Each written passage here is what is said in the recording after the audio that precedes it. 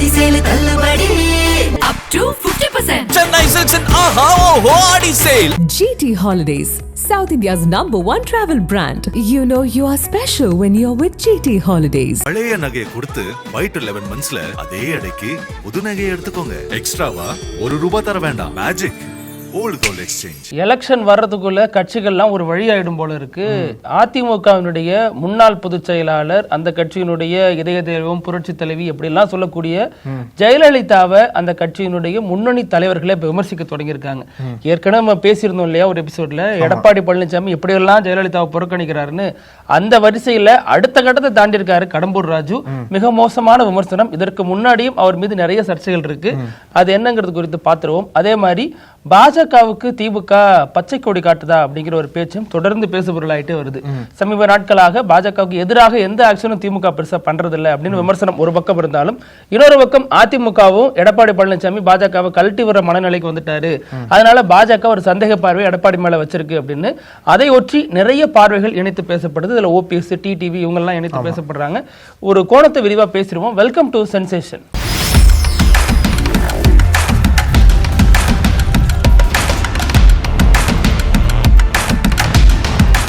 வணக்கம் பிருத்திவி. வணக்கம். கடம்பூர் ராஜு இவரு ஒரு பெரிய சர்ச்சையில மாட்டிருக்காரு. ஆமா, அந்த அளவுக்கு ஜெயலலிதா பண்ணது வரலாற்று பிழை அப்படின்ற மாதிரி சொல்லியிருக்காரு. அப்படின்னா அப்ப ஜெயலலிதாவோட இடத்திற்கு எடப்பாடி பழனிசாமி வந்துட்டாரு, இனிமேல் அவங்களோட பேர் தேவையில்லைன்னு முடிவு பண்ணிட்டு சொல்றாங்களா என்னன்னு தெரியல. அந்த அளவு குழப்பமா இருக்கு இல்லையா கட்சிக்குள்ள. ஜெயலலிதாவை திமுக விமர்சிக்க மாட்டேங்குது, திமுக விமர்சிக்க தயங்குது இறந்த தலைவர் அடிப்படையில. ஆனா செல்லூர் ராஜு சகட்டமேனிக்கு யாரு எந்த கட்சி தலைவரோ மாதிரி இவங்களே. இதுல என்ன அப்படின்னா, பாஜகவோட முன்னாள் தமிழக தலைவர் அவர் ஜெயலலிதாவை ரொம்ப காட்டமா விமர்சனம் பண்ணாரு. என்ன அப்படின்னா, ஊழல்வாதி, ஊழல் குற்றச்சாட்டுல அடிபட்டு சிறைக்கெல்லாம் போனாங்கன்னு சொல்லிட்டு ரொம்ப காட்டமான விமர்சனம் முன் வச்சாரு இல்லையா. அந்த விமர்சனத்தை தொடர்ந்துதான் அதிமுகவை சேர்ந்த எடப்பாடி பழனிசாமி பாஜகவோட கூட்டணி வர்றதுக்கு முன்னாடியே கண்டிஷன் ஸ்ட்ரிக்டா வச்சுட்டார். அவர் நீக்கினா மட்டும் தான் கூட்டணின்னு சொல்லிட்டு பாஜக பேசினார் இல்லையா. அதை தொடர்ந்து அதுதான் காரணம் சொல்லப்பட்டது. அவங்களை எங்களால் ஏத்துக்க முடியாதுன்னு சொல்லிட்டு அந்த ஒரு குற்றச்சாட்டு வச்சு பாஜக அதிமுக கூட கூட்டணி வேணும்னு சொல்லிட்டு அவரையே நீக்கினாங்க. நீக்கிட்டு நயினாரை கொண்டு வந்தாங்க இல்லையா. இப்போ அதிமுகக்குள்ளேயே ஜெயலலிதாக்கு எதிராக பேச ஆரம்பிச்சிருக்காங்க. குறிப்பா எடப்பாடி பழனிசாமியை பல இடங்கள்ல பல பேட்டிகள்ல ஜெயலலிதா வந்தாலும் புகழ்ந்து பேசுறது இல்ல, ஜெயலலிதா படங்களை யூஸ் பண்றது இல்ல, அந்த மாதிரி நம்ம தொடர்ந்து சோல பேசணும். நம்ம ஒரு 3-4 எபிசோட் முன்னாடி நினைக்கிறேன் பேசணும் இல்லையா. நான் ஆட்சி பொறுப்பேற்ற பொழுது கடுமையான வறட்சி நிலவுச்சு அப்படின்னு சொன்னாரு. அப்ப ஏதோ பிரிட்டிஷ்காரங்க ஆட்சி பண்ண மாதிரி அப்பவும் ஜெயலலிதா தான் ஆட்சி பண்ணாங்க. இப்ப ஜெயலலிதா ஆட்சியை மறைமுகமா எடப்பாடி சொல்றாரு, நம்மளே விமர்சித்திருந்தோம். அதை அடுத்து பல இடங்கள்ல இப்ப நீங்க பிரச்சாரத்துல பாத்தீங்கன்னா எடப்பாடி ரெட்டையில கூட காட்ட மாட்டார். அது மாதிரி அதிமுகவுக்கு ஆதரவா ஜெயலலிதாவுடைய புகழ்லாம் எங்கேயும் பாடுறது இல்ல. டைரக்டா சொல்றதுன்னா முன்னாள் முதல்வர் அப்படிங்கிற மாதிரி செல்வி ஜெயலலிதா, எங்க இதய தெய்வம், புரட்சி தலைவி, இப்படி நிறைய சொல்லுவாங்க இல்லையா. இதெல்லாம் சொல்றதே இல்ல. மாண்புமிகு அம்மா, புரட்சி தலைவி அப்படிங்கிற மாதிரி கடந்து போயிடுறாங்க. அது ஒரு பெரிய பட்டியலே வாசிப்பாரு. ஒவ்வொரு பிரஸ் மீட்லயும் ஜெயலலிதா படம் இருக்கும். அதெல்லாம் எங்க போச்சு, என்ன ஆச்சு, அந்த விசுவாசம் எல்லாம் எங்க போச்சுன்னு தெரியல. ஒரு அதெல்லாம் போதும், அவங்க இடத்துக்கு நான் வந்துட்டேன்ல, என்னோட புகழ் மட்டும் பாடுங்கன்னு சொல்லிட்டு முடிவு பண்ணிட்டாங்கன்னு தெரியல. இப்போ கடம்பூர் வச்சு அடுத்த கட்டத்துக்கு போயிருக்காரு. என்ன அப்படின்னா, 1999 ஜெயலலிதா பாஜக ஆட்சியை கவிழ்த்தாங்க இல்லையா. ஒரு ஓட்டு வித்தியாசத்துல வாஜ்பாயோட ஆட்சி கவிழ்க்கப்பட்டது. அப்போ சுப்பிரமணிய சுவாமியோட பேச்ச கேட்டுதான் ஜெயலலிதா அப்படி பண்ணாங்க, அப்படி பண்ணிருக்க கூடாது, ஜெயலலிதா பண்ணது வரலாற்று பிழைன்ற மாதிரி கடம்பூர் ராஜு தூத்துக்குடியில பேசியிருக்காரு. அதாவது பாஜக ஆட்சி கவிழ்க்கப்பட்டதுக்கு அப்புறம் தான் திமுக பாஜக கூட்டணி வச்சாங்கன்ற மாதிரியும், அதுக்கப்புறம் தான் திமுக அதிகாரமே வந்தது. அதாவது திமுக அதிகாரம் வர்றதுக்கு முதல் காரணம் பாஜக தான், பாஜகவால தான் திமுக இப்போ செல்வ செழிப்பா இருக்கான்ற மாதிரி பல கருத்துக்களை பதிவு பண்றாரு. திமுக 60களிலேயே காங்கிரஸ் வீழ்த்து அதிகாரத்துக்கு வந்த கட்சி இல்லையா. அது பாஜக வீழ்த்திருப்ப அதிகாரத்துக்கு வர முடியும் இல்ல. இப்ப தெரியுதா எதுக்காக அந்த அம்மா இருந்த வரைக்கும் இவங்களெல்லாம் பேசக்கூடாதுன்னு வாய் போட்டு வச்சிருந்தாங்கன்னு அவங்களே விமர்சிக்க தயங்காம பண்றாங்க. அது மட்டும் இல்லாம இந்த விஷயத்துல அவர் எங்க பேசினாரு அப்படிங்கறத பாக்கணும். அதிமுக பாஜக நிர்வாகிகள் கலந்து கொண்ட ஒரு பேசுறாரு. இப்ப பேசுறாருன்னா நீங்க யாரை குஷிப்படுத்த பேசுறீங்க, யாரை தாக்கி பேசுறீங்கன்னு ஒரு விஷயம் இருக்கு. எதிர்கட்சிகளை தாக்கி பேசுனீங்கன்னா அது ஒன்றும் பிரச்சனை கிடையாது. உங்க கட்சியினுடைய முக்கிய ஐகான் இப்பதான் மறைஞ்சாங்க, அவங்கள அதற்குள்ள விமர்சிக்கிறீங்க அப்படின்னா சசிகலாவுக்கு என்ன அஜெண்டா வச்சீங்களோ, டிடிவிக்கு என்ன வச்சீங்களோ, ஓபிஎஸ்க்கு என்ன வச்சீங்களோ அதையே இன்னைக்கு ஜெயலலிதாவுக்கும் வைக்க தொடங்கிட்டீங்க அப்படிங்கறதா. நிறைய இடங்கள்ல போஸ்டர்கள்ல எம்ஜிஆர் படமும் இருக்கிறது இல்ல, ஜெயலலிதா படமும் இருக்கிறது இல்ல, எடப்பாடி படம் தான் பெரிய அளவுல போடப்படுது இல்லையா. அதுவுமே சர்ச்சைக்குரிய ஒன்னா பார்க்கப்படுது. இந்த கடம்பூர் ராஜு இருக்கார் இல்லையா, இவரோட ட்ராக் ட்ராக் ரெக்கார்டே ஒரு நிறைய சர்ச்சைகள் நிரம்பிய ஒன்னாதான் இருக்கும். அதுல 2 விஷயத்த மட்டும் எக்ஸாம்பிள் தூக்கி காட்டுறேன் பாருங்களேன். என்ன அப்படின்னா, முதல் விஷயம் பொள்ளாச்சி மாணவிகள் விவகாரம் இருக்கு இல்லையா, அதுல வந்து கருத்து சொல்றேன் பேர் வழின்னு இவர் ஒரு கருத்தை சொன்னார். அந்த பெண்களாக விரும்பி வந்துதான் இதெல்லாம் நடந்துச்சு அப்படின்னு. இது எப்பேற்பட்ட ஒரு கருத்து, ஒவ்வொரு பெண்ணும் அந்த கதறலை கேட்டுட்டு இப்படி சொல்றாரு அப்படின்னு அது பயங்கர சர்ச்சையானுச்சு. அதுவும் அதுக்கப்புறம் ஒரு நாள் பேசாம இருப்பாரு, வருத்தெல்லாம் தெரிவிப்பாரு. அதற்கு அடுத்து பாத்தீங்கன்னா முன்னாள் முதல்வர் கலைஞருடைய மரணம் சம்பந்தமா அவர் சொன்ன கருத்து, அவர் இறந்த பொழுது அரசு மரியாதை செஞ்சுச்சு எடப்பாடி தலைமையிலான அரசு, அவருக்கு இடம் கொடுத்தாங்க சமாதியில, முதல்வரா இல்லாத ஒருத்தருக்கு இடம் கொடுத்தாங்க, அவங்க கோர்ட்டுக்கு போனாங்க, நாங்க வந்து எதிரா போய் வழக்கு போடல, இது எல்லாமே எடப்பாடியோட பெருந்தன்மை. அவருக்கு அரசு மரியாதை கிடைச்சதும் மெரினாவில் இடம் கிடைச்சதும் நாங்க போட்ட பிச்சை அப்படிங்கிற மாதிரி சொல்லிட்டாரு. அது மிக கடுமையான எதிர்வினைகளை சம்பாரிச்சிச்சு. அதற்கு பாஜகவினுடைய பொன்னாரே கடுமையான கண்டனங்களை பதிவு பண்ணாரு. அப்புறம் திமுகவில் பதில் சொல்லப்படுச்சு, நீங்க ஒன்னும் கொடுக்கல, கோர்ட்டுக்கு போய் நாங்க போராடி இந்த இடத்த வாங்கணும் அப்படின்னு. அப்புறம் மறுபடியும் கருத்துக்கு வருத்தம் தெரிவிச்சு எல்லாம் போட்டிருந்தாரு. இப்பேற்பட்டவர் பேசாம இருந்தா அதிமுகவுக்கு நல்லது, இல்ல எடப்பாடி பேச வைக்கிறார் அப்படின்னா அப்ப இவங்களே அதிமுக பேச வைக்கிறார். இது வரைக்கும் எடப்பாடி பெருசாக ரியாக்ட் பண்ணல, பேசிட்டு இருக்க டைம் வரைக்கும் பெருசாக ரியாக்ட் பண்ணல இல்லையா. எப்போ வந்து இவங்க முடிவு பண்ணாங்க அப்படின்னா அப்பவே முடிவு பண்ணியிருப்பாங்க. எப்போ ஜெயலலிதா வந்து மோடியா லேடியான்னு கேட்டு பிரச்சாரம் பண்ணி மோடியை வீழ்த்தினாங்களோ, அதுக்கப்புறம் ஜெயலலிதா மறைவுக்கு அப்புறம் டக்குன்னு மாறிதானா மோடி எங்கள் டேடின்னு சொன்னாங்க. அப்பவே வந்து ஜெயலலிதாவுக்கு ஒரு அவப்பேர் ஏற்படுத்தும் விதமான பாஜக கூட்டணி வச்சாங்க. இப்போ எக்ஸ்ட்ரீமா போய் பாஜகவை திருப்திப்படுத்த வேண்டிய நோக்கத்துல அதிமுகவோட தலைவியே, அதிமுக உருவாகிறதுக்கு மிக முக்கிய காரணமா இருந்த, அதிமுக இத்தனை ஆண்டுகள் ஒரு மிக பெரிய இயக்கமா வளர்ந்ததற்கு காரணமா ஜெயலலிதாவையே விமர்சனம் பண்ற அளவுக்கு வந்திருக்காங்க அப்படின்னா பாஜகவை திருப்திப்பட்டதுக்கு மட்டும் தான் அவங்களோட வேலையை பார்த்துட்டு இருக்காங்களே ஒழிய அவங்களோட கொள்கையை வந்து இங்க பேசுற மாதிரி தெரியல. இப்ப ஜெயலலிதா பண்ணது திமுக அரசு பண்ணலன்னு சொல்லிட்டு குற்றச்சாட்டுனா அது ஓகே. ஆனா ஆமா, ஒரு கூட்டணி, அதாவது தமிழ்நாட்டுல நீங்க தான் கூட்டணி தலைவரா இருக்கீங்க, அதிமுக தான் கூட்டணி தலைமை. அப்படி இருக்கிற சமயத்துல ஒரு கூட்டணி கட்சியை திருப்திப்படுத்துற நோக்கத்துல உங்களோட கட்சி நீங்க யார தெய்வமா கும்பிட்டீங்களோ அவங்களே வந்து பெரிய தப்பு பண்ணிட்டாங்கன்னு பேசுறது பார்க்கும்போது அதிமுக நிர்வாகிகள் எல்லாம் ஏத்துக்கவே முடியல. கொஞ்சம் என்ன சொல்றாங்கன்னா சோசியல் மீடியால அந்த அம்மா இருந்தப்ப நிமிந்து கூட நிக்க மாட்டீங்க, இப்ப என்னன்னா அவங்க இல்லங்கிறதுனால என்ன வேணாலும் பேசலாமா, நன்றி மறக்கலாமா, அது நியாயமா அப்படின்னு கடம்பூர் ராஜு மீதான விமர்சனங்கள் கடுமையா இருக்கு. இப்ப என்ன பண்ண போறாரு எடப்பாடி, என்ன நடவடிக்கை எடுக்க போறாரு கேள்வியும் முன்வைக்கப்படுது. ஏன்னா ஏற்கனவே பாஜகவோட முன்னாள் மாநில தலைவர் அவர் ஜெயலலிதா அகைன்ஸ்டா பேச போய் தான் பாஜக தலைமையிடத்திலே அழுத்தம் கொடுத்து நீக்க வச்சாரு. அது சொல்றாங்க, அது எந்த அளவுக்கு நம்புறது தெரியல. ஏன்னா அதற்கு முன்னாடியே 2 பேருக்கு இடையிலான தனிப்பட்ட பூசல்கள் நிறைய இருந்தது. அதுதான் உண்மை அப்படின்னா இங்கேயும் ரிஃப்ளெக்ட் ஆகணும் நம்புவோம். ஆனாலும் இதுல ஒண்ணு பெரிய நடவடிக்கை எடுக்க மாட்டாரு அப்படிங்கறதா நிதர்சனமா இருக்கு. தேர்தல் நேரத்துல பேசாதீங்க அப்படின்னு அவர் கண்டிப்பா பெரிய நடவடிக்கை எடுக்க மாட்டாரு. ஏன்னா அதற்கு முன்னாடி கன்னியாகுமரியில தலவாய் சுந்தரம் இருக்கார் இல்லையா, அவர் RSS ஃபங்க்ஷன்ல பங்கேற்றாருன்னு சொல்லிட்டு அவர் நீக்கி விட்டு மறுபடியும் சேர்த்துக்கிட்டாரு. அதே RSS முக்கிய தலைவர், அவர் தான் RSS தலைவரா இருக்கக்கூடியவரோட மோகன் பகவத்தோட போயிட்டு வேலுமணி பங்கேற்கிறாரு மேடையில. அதற்கு எந்த நடவடிக்கையும் இது வரைக்கும் இல்ல, கூட்டணி சேர்ந்ததுக்கு அப்புறம். சோ இது வந்து ஒன்னும் எதிர்பார்த்த ஒண்ணுதான். எடப்பாடி பழனிசாமி அவரே வந்து RSS மாதிரி எல்லாம் பேசுறாரு அப்படிங்கிற விமர்சனம் முன்வைக்கப்படுது. அதாவது திமுக எதிர்க்கிறோம், திமுகவுக்கு யார் அதிகாரம் கொடுத்தோம் அப்படின்ற ஒரு பிரச்சாரம் பண்றவன் பேர்ல கட்சிக்காரங்களுக்கு ஒரு பெரிய அதிர்ச்சி கொடுத்து இந்த மாதிரி ஒரு சர்ச்சையான பேச்சு பேச வேண்டாம், ஆனா பேசிட்டாரு. அது உள்ளே பெரிய ஒரு சர்ச்சையை வெடிச்சிருக்குன்னு தான் சொல்லணும். நீங்க சொன்னீங்க இல்லையா அதிமுகவினுடைய பாஜகவினுடைய கூட்டணி தலைமையா அதிமுக தான் இருக்குன்னு. அது பிஜேபி முதல்ல நம்பலையே, அதிமுக நம்பல. இது ஒரு நல்ல இதுதான். ஆனா ஏன்னா இப்ப வந்தாரு இல்லையா பிரதமர், அந்த பொழுது எடப்பாடி பழனிசாமி 10ஓட 12 ஓரமா நில்லுங்கன்னு சொல்லிட்டு பார்த்துட்டு ஒரு 3 நிமிஷம், ஏன்னா இது வரைக்கும் பிரதமர் கடைசியா சந்திச்சது 3 வருஷத்துக்கு முன்னாடி தான் எடப்பாடி சந்திச்சாரு. ஒரு 3 நிமிஷம் டைம்ல முடிச்சுட்டு போயிட்டாரு. ஒரு கூட்டணி தலைமைக்கு இதுதான் மரியாதையா? எடப்பாடி எவ்வளவோ குழஞ்சு வளைஞ்சுதான் சிரிச்சு பார்த்தாரு, ஒன்னும் எடுபடல, அங்க செல்ஃப் எடுக்கல. அதுவுமே பிரச்சனையா தான் போயிட்டு இருக்கு அதிமுக உள்ள. அதே டைம்ல திமுகவும் பாஜக கொஞ்சம் ஃபேவரா போறாங்களான்ற மாதிரி பல கருத்துக்கள் நிறைய போறாங்களோ. ஏன்னா வந்து இப்போ அந்த வரவேற்பாகட்டும், மோடி தமிழ்நாட்டுக்கு வருது எங்கள் பெருமை அப்படின்ற மாதிரி சொல்றாங்க. முன்னாடி திமுகவோட கோர் அரசியலே வந்து ஆன்டி பிஜேபி பாலிடிக்ஸ் தான். ஏன்னா ஸ்டாலின் வந்து எதிர்கட்சியா இருக்கும்போதும் சரி, இப்போ ஆளுங்கட்சியா வந்ததுக்கு அப்புறமும் அந்த கவர்னர் முதல்வர் மோதல்ல வந்து பெருசா பாஜக தலைமைக்கு ஒரு பெரிய அழுத்தம் கொடுக்கப்பட்டே வந்துட்டு திமுக வந்து தொடர்ந்து பாஜக விடுச்சாங்க. அப்படி மம்தா பானர்ஜி இருக்காங்கல்ல, மம்தா பானர்ஜி மாதிரி தான் ஸ்டாலின் செயல்பட்டு இருந்தார். ஆனா இப்போ சமீப நாட்களாவே வந்து அந்த அளவுக்கு எதிர்த்தாக்குதல திமுக அரசு பண்றது இல்ல, பாஜக பண்றது இல்ல. இன்ஃபேக்ட் வந்து பாஜக வந்து ரொம்ப ஆதரவு கொடுத்து வரவே போயிருக்காங்க. அதுதான் தமிழ்நாட்டில் நம்ம பார்த்த மோடி வந்த போதுன்னு சொல்றாங்க. முன்னாடி கோ பேக் மோடிம்பாங்க, இப்ப ஃபாலோ பேக் மோடி மோடிம்பாங்க. அதுதான் மிகப்பெரிய வித்தியாசமா இருக்கு. அதான் எல்லாரும் விமர்சிக்கவும் செய்யறாங்க. பிரதமர் வந்துட்டு போறாரு, 2-3 தடவை வந்துட்டாரு, அமித்ஷா 2-3 தடவை வந்துட்டாரு, எதற்குமே எதிர்ப்பு தெரிவிக்கலையே. அல்லது அவங்க கூட்டணி கட்சிகளாச்சும் சுதந்திரமா போராட ஒண்ணும் போராடுறது ஒண்ணு கட்சி காங்கிரஸ் அரெஸ்ட் பண்ணிட்டாங்க, பல இடங்கள் அரெஸ்ட் பண்ணி உள்ள வச்சிட்டாங்க. திருச்சியில கருப்பு கொடி எல்லாம் காட்டினாங்க, எஸ்பி இவரு திருச்சி வேலுச்சாமி எல்லாம் கைது செய்யப்பட்டார் திருச்சியில.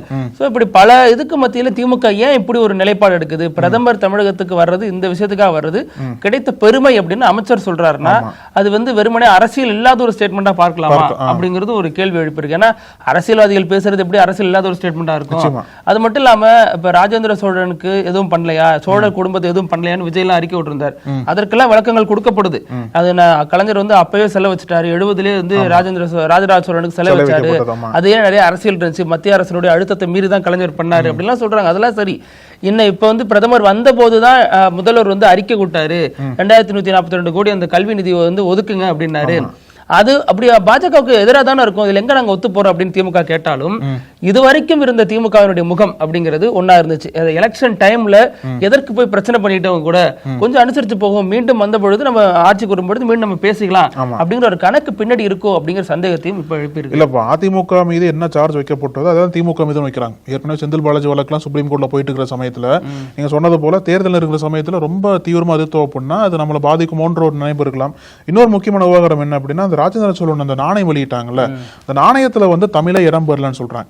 அதாவது சமீபத்துல கலைஞருக்கு அந்த நாணயம் வெளியிடப்பட்டது, கலைஞரோட அந்த தமிழ் வெல்லும் அப்படின்ற ஒரு எழுத்து நாணயத்துல பதிக்கப்பட்டது. ஆனா அதே இங்க 1000 ஆண்டுகளுக்கு முன்னாடி இங்க சோழ மன்னர்கள் ஒருத்தரா இருக்கக்கூடிய ராஜேந்திர சோழனோட நாணயத்தை வெளியிடுறதுல அந்த நாணயத்துல தமிழை இடம் பெறல. அப்போ எப்படி திமுக அரசு இதை அலோவ் பண்ணுச்சுன்னு கேக்குறாங்கன்னா அது எப்படி நீங்க தமிழக அரசு மேல பழி சொல்லுவீங்க? அது மத்திய அரசினுடைய கட்டுப்பாட்டுல தானே நாணயங்கள்லாம் இருக்கு அப்படிங்கிறாங்க. கலைஞருக்கு அந்த தமிழ் இது ஒரு பரிந்துரை வச்சாங்கன்னா அவங்க ஏத்துக்கலன்னா அது அவங்க மீது பிரச்சனையாகும். பரிந்துரை வச்சீங்களானே முதல்ல தெரியல. இல்ல ராஜேந்திர சோழன் அவருடைய பெருமையை சொல்ற விதத்துல ஏதோ ஒரு தமிழ் வாசகம், அது தமிழ் மன்னனவன், கடல் கடந்து வென்றவன், அவருக்கான அங்கீகாரம் என்ன கொடுத்திருக்கீங்க அப்படிங்கிற ஒரு பேச்சு அடிப்படுது. இதுல மாநில அரசு நிறைய ஃபங்க்ஷன்லாம் பண்றதா இருந்துன்னு சொல்லப்படுது. அதுலயுமே சில விஷயங்கள்லாம் இருக்கு. அதாவது கலைஞர் கடைசியா பண்ணாரு, அதுக்கப்புறம் ஆட்சிக்கு வர முடியல, அதுல தஞ்சாவூர் பெரிய கோயில் வாயில அரசியல்வாதிகள போக கூடாது அப்படிலாம் நிறைய நம்பிக்கைகள் சுத்தி பேசப்படுது. அதுவுமே இதுல இணைத்து பார்க்கப்படும். இதுல இந்த நாணயத்துல தமிழை இணைக்கணும்னு சொல்லிட்டு பரிந்துரை பண்ணாங்கன்னு தெரியல திமுக அரசு. சப்போஸ் பரிந்துரை பண்ணது வெளிப்படையா தெரியல இல்லையா, சோ பரிந்துரை பண்ணல அப்படின்ற அடிப்படையில தான் ஒருவேளை திமுக பாஜக சாஃப்ட் கார்னரா போறாங்களா அப்படின்ற ஒரு பேச்சும் எழுந்திருக்கீங்க. இல்ல இது பெரிய அளவுல உங்க கண்டுகல. இது பிரதமர் தான் அதுல அதிகமா கான்சென்ட்ரேட் பண்ணாரு. இந்த ஃபங்க்ஷனை பொறுத்த வரைக்கும் தனக்கு எப்படியாச்சும் நம்ம கிளைம் பண்ணிக்கணும் இல்ல அப்படின்னு பிரதமர் தான் பண்றாரு அப்படின்னு சொல்லப்படுது. இன்னொன்னு இந்த கீழடி அகழாய்வு அறிக்கை இதை 2 வருஷத்துக்கு முன்னாடியே கொடுத்துட்டாங்க, இன்னமும் கடப்புல போட்டுருக்காங்க, நிறைய அறிக்கைகள்லாம் கொடுக்குறாங்களே ஒழிஞ்சு அந்த பிரதமர் எப்படி நீங்க வரவேற்கலாம், அவர் நீங்க விமர்சிக்கணும்ல அப்படிங்கிற கேள்வியும் எழுப்பப்படுது. திமுக கூட்டணி கட்சிகளும் பிரதமரை வரவேற்றாங்க பார்த்தோம். துரை வைகோ போய் வரவேற்றாரு திருச்சி மாநிலத்தில். அப்புறம் திரும்ப அவர் மேடையில பங்கேற்றாரு.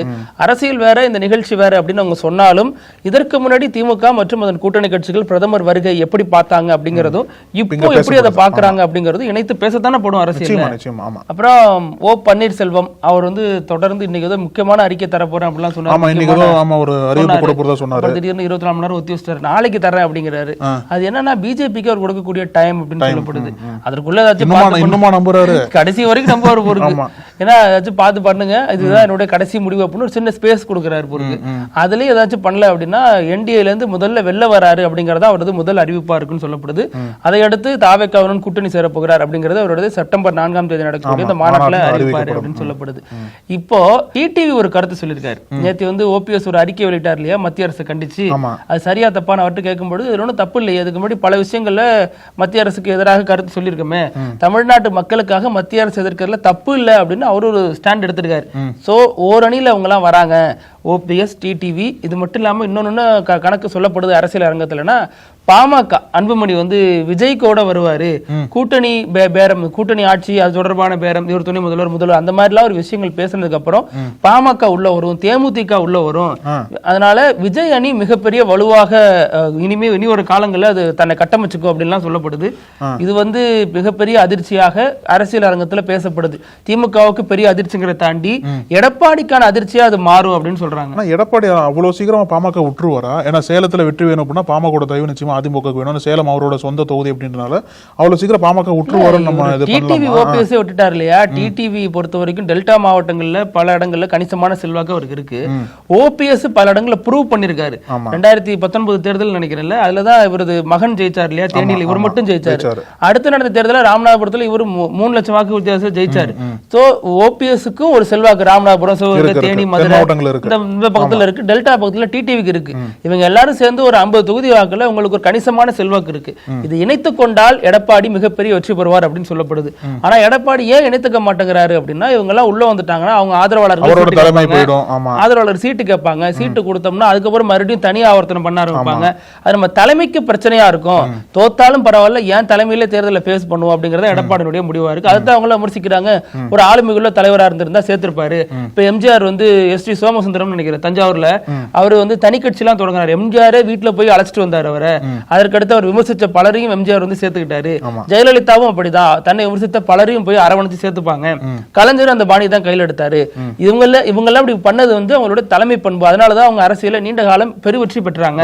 அது எடப்பாடி பழனிசாமி என்னைக்கு செய்யறாரோ அன்னைக்கு தான் வெற்றி பெறுவாரு. தலைமைக்கு பங்கம் வந்துடும் பயந்து இப்படி பண்ணாருன்னா இவரால ஒரு காலத்திலேயே ஆட்சி அதிகாரத்தை பிடிக்க முடியாது. முன்னாடி அதான் பண்ணாரு. ஏன்னா இந்த 2024 நாடாளுமன்ற தேர்தலில் கூட்டணி இல்ல, அதிமுக பாஜக கூட்டணி இல்ல, அதிமுகவும் தேமுதிகவும் சேர்ந்து போட்டி போட்டாங்க இல்லையா? அப்பவே எடப்பாடிக்கு என்ன நினைப்பு இருந்துன்னு சொல்லப்பட்டது அப்படின்னா, யாருமே வந்துடக்கூடாதுன்னு சொல்லிட்டு ஒரு நினைப்பு இருந்ததா சொல்லப்பட்டது.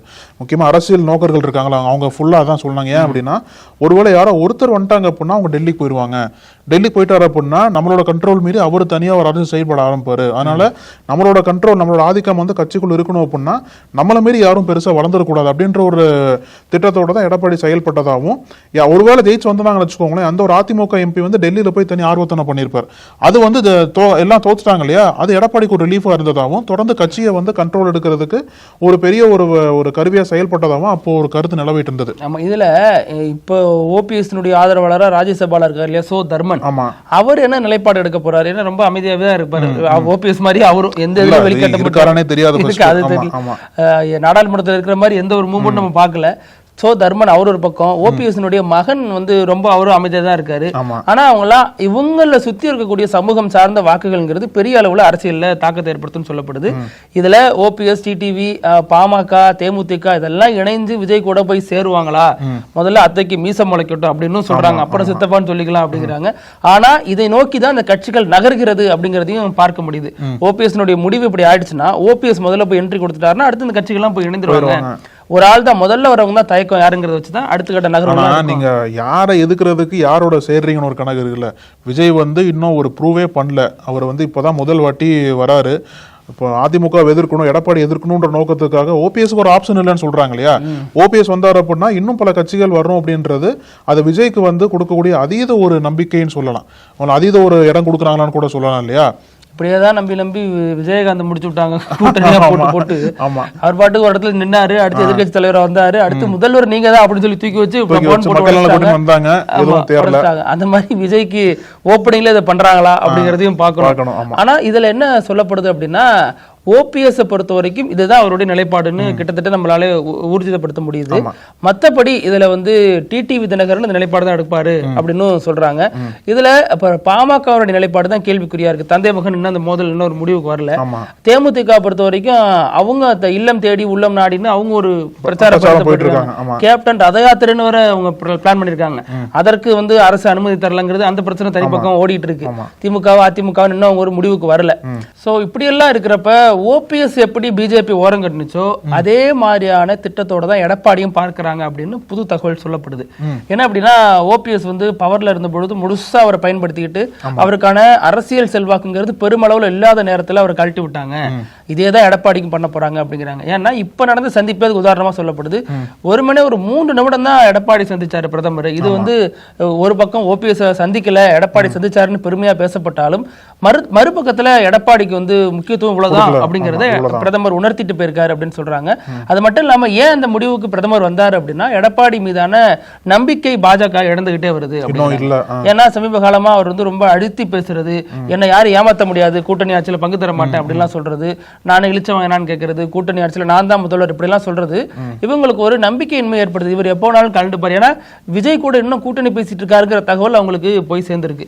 ஒருத்தர் மூலமா விஜய் கூட பேசிட்டு இருக்காரு, இது எப்போ வேணாலும் இந்த முடிவு மாறலாம், டிசம்பர்ல இந்த முடிவு மாறதுக்கு வாய்ப்பு அதிகம் அப்படின்லாம் சொல்லப்படுது. அதனாலதான் இவரையும் தள்ளி வச்சிருக்காங்க. இன்னொரு பக்கம் ஓபிஎஸ் பின்னணியில பாஜக இப்படி ஒரு காய் நகர்த்தலும் ஈடுபடுது அப்படின்னு சொல்லப்படுது. ஓபிஎஸ் விஜய் இந்த அணில இணையறதுக்கும் பிஜேபி பின்னணியில இருக்குங்கிற மாதிரியான ஒரு சினாரியாவும் பேசப்படுது.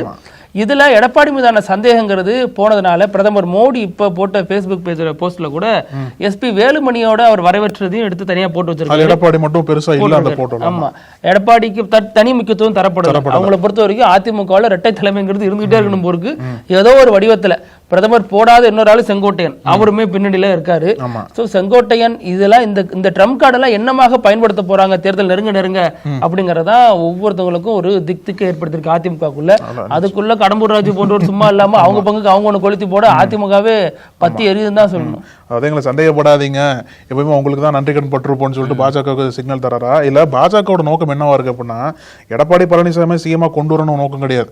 எப்படி எடப்பாடி பழனிசாமி சிஎம்மா வந்துட்டாருன்னா அவரை வச்சு நம்ம தமிழ்நாட்டை ஆளணும், அதுதான் பாஜகவோட நோக்கம். அதான் ஏக்நாத் சிண்டேயும் பண்ணாங்க, மகாராஷ்டிரால தான் பண்ணாங்க இல்லையா? எனக்கு நீங்க சொல்றப்ப என்ன ஞாபகம்னா, அது காஷ்மீர்ல மஹபூபா முஃப்தி இருக்காங்க இல்லையா, அவங்கள இப்படிதான் இவங்க தரப்புல சப்போர்ட் பண்ணி அவங்களை ஆட்சி பண்ண வச்சாங்க. அப்புறம் அந்த சட்டம் வந்ததுனால அவங்களே அரெஸ்ட் பண்ணி வீட்டுல வச்சாங்க. அதுக்கப்புறம் அவங்க செல்வாக்கு இழந்து போயிட்டாங்க. அப்புறம் நவீன் பட்நாயக் மாதிரி அங்க ஒரு செல்வாக்கான ஒரு ஆள் வேணும் ஒடிசால. ஒரு தமிழர் வந்து இங்க ஆளலாமா? எப்படி சோழர் வந்து இங்க பிரதமர் எப்படி கொண்டாடிட்டு போறாரு, திருவள்ளுவர் கொண்டாடுறாரு, ஆனா தமிழர் வந்து இங்க ஆளலாமான்னு பிரதமர் அமித்ஷாவும் ஒடிசால பிரச்சாரம் பண்ணி அவரை ஒழிச்சே விட்டாங்க. பாஜக தான் ஒவ்வொரு மாநிலத்துல ஒரு கடவுள் இருக்கு. அங்க ராமர், இங்க புரி ஜெகநாதர், அப்புறம் தமிழ்நாட்டுல இங்க முருகர், அந்த மாதிரி ஒவ்வொரு மாநிலத்துல கடவுள் இருக்குல்ல, அதை தான் பிரச்சாரம் பண்றாங்க. கிட்டத்தட்ட நவீன் பட்நாயக் எதற்குமே எதிர்ப்பு தெரிவிக்க மாட்டாரு, என்ன சட்டம் கொண்டு வந்தாலும் கண்ணை மட்டும் ஆதரிக்கிறாரு. அவருக்கு அந்த மாதிரி இருந்தது. இப்போ அந்த கரிசனத்துலதான் எடப்பாடியும் ஆயிடக்கூடாதுன்னு விசிகா போன்றவர்கள் சொல்றாங்க. ஆனா அவர் எடப்பாடியாவது வேறு விதத்துல புரிஞ்சுக்கிட்டு அவங்களை எதிர்க்கிறாரு, திட்டுறாரு. அவருக்கு என்ன அப்படின்னா சிஎம்மா வந்துடணும்னு பாக்குறாரு. பாஜக என்ன அப்படின்னா சிஎம்மா வந்துட்டு நம்ம தான் ஆக்டிங் சிஎம்மா இருக்கணும், எடப்பாடிக்கு வந்து பவர் போயிடக்கூடாதுன்னு சொல்லிட்டு இவங்க ஒரு குறிக்கோளோட இருக்காங்க. எடப்பாடிக்கு இது வாழ்வா சாவா தேர்தல் இல்லையா, இல்ல ஜெயிச்சே ஆகணும், இல்லன்னா கட்சி வந்து மீண்டும் பிளவுபடும், மீண்டும் ஒரு தலைமை ஏற்க மறுப்பாங்க. 10 தோல்விங்கிறது 11 தோல்வின்னு விமர்சனத்தை முன் வைப்பாங்க. அதுக்காக அவர் வந்து ரொம்ப போராடுறாரு. என்ன நடக்கும் அப்படிங்கறத பார்க்கலாம். நிகழ்ச்சியினுடைய கடைசி பகுதிக்கு வந்துட்டோம். இப்படி எல்லாமா நடக்கும் அப்படிங்கிற சம்பவம் எங்க நடந்திருக்கு அப்படின்னா கேரளாவில் நடந்திருக்கு. கேரளாவில் கல்லறைகள் இருக்கிற ஏரியாவில் இப்போ நம்ம நிறைய கடையில் விதவிதமா கியூஆர் ஸ்கேன் கோடு வச்சிருப்பாங்க, அதில் முறைகேடுலாம் நடக்கும். அது ஒரு பக்கம்னு வச்சுங்களேன். கல்லறையிலேயே கியூஆர் ஸ்கேன் கோடு ஒட்டிருக்காங்க. கியூஆர் ஸ்கேன் எதுக்கு இது ஒட்டிருக்காங்க அப்படின்னு நம்ம ஸ்கேன் பண்ணி பார்த்தோம் அப்படின்னா, அதுல அந்த நபர் யாரு, கல்லறைக்குள்ள இருக்கிறவர் யாரு, அவரோட வாழ்க்கை, அது குறித்த ஒரு வீடியோ ஓடுதுங்க. சர்ப்ரைஸ் ஆயிடுது. முன்னாடி எல்லாம் கல்லறைக்கு மேல ஒரு சின்ன கல் மாதிரி வச்சு போட்டோ வைப்பாங்க, பேர்ல எழுதுவாங்க, தோற்ற மறைவு எல்லாம் போடுவாங்க இல்லையா, அதுக்கு மேல எதுக்கு கியூஆர் கோட் வச்சலாம் சொல்லிட்டு அழகா ஓடுது, வீடியோ மாதிரி ஓடுது. அதுல வந்து this is not just a grave, it's a story live on அப்படின்னு போட்டிருக்காங்க. அது ஒரு வெறுமனே ஒரு மயான ஒரு கல்லறை கிடையாது, அதுல அந்த வாழ்க்கை அந்த உயிரோட்டமா இன்னமும் இருக்கு, அந்த ஸ்டோரி இன்னும் போயிட்டு இருக்கு அவரோட வாழ்க்கை அப்படிங்கிற மாதிரி. அது ரொம்ப உயிர்ப்போட அதை பாக்குறாங்க. டெக்னாலஜிங்கிறது எவ்வளவு விஷயத்த பண்ணிருக்கு. இதுல ஒரு மனிதருக்கு இறப்பே இல்லாத மாதிரி எப்போ வேணாலும் ஸ்கேன் பண்ணா அதை பாத்துக்கலாங்கிற மாதிரி ரொம்ப அழகா தத்ரூபமா வடிவமைக்கப்பட்டிருக்கு. அந்த வீடியோ இப்போ வைரல் ஆயிட்டு இருக்கு. இப்போ யாரும் அஞ்சலி செலுத்த போறாங்கன்னு வச்சுக்கோங்களேன், வெறுமனே அஞ்சலி இந்த மலர் மட்டும் வைக்கிறது மட்டும் இல்லாம கியூஆர் எடுத்து வைப்போம்னா அந்த நினைவலைகளையும் பாத்துக்கலாம். இப்படிலாம் வாழ்ந்தார், இப்படிலாம் இருந்தோன்ற மாதிரி ஒரு மெமரிஸ் ரீகால் பண்ணிக்கலாம்ல. ஆனால் இது கொஞ்சம் நல்லதா இருக்கு. ஓகே அழகு. இதே மாதிரி நாளைக்கும் பல செய்திகளோட சந்திக்கலாம். நன்றி. தொடர்ந்து பேசலாம். நன்றி. நக்கீரன் டிவிக்கு சப்ஸ்கிரைப் செய்யுங்கள். உங்கள் ஆதரவே எங்கள் பலம். ஆசிரியர்களுக்கு நண்பனாகவும் மாணவர்களுக்கு ஆசானாகவும் திகழும் தேர்வு வழிகாட்டி.